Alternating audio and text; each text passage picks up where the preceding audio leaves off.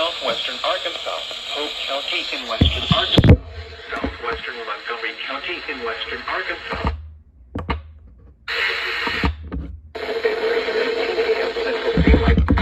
Severe thunderstorms were located below the Polk County Fairgrounds near Mena Intermountain Airport to Grannis, moving east at 35 miles per hour. Hazard, 60 miles per hour wind gusts. Source, radar indicated. Impact, expect damage to roofs, siding, and trees.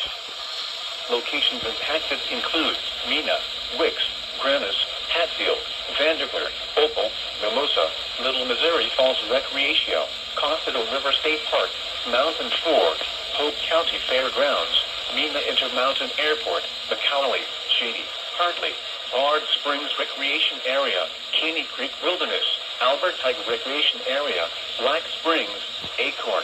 For your protection, move to an interior room on the lowest floor of a building. Repeating, a severe thunderstorm warning has been issued until 4 a.m. Central Daylight Time for the following counties: Pike, Arkansas,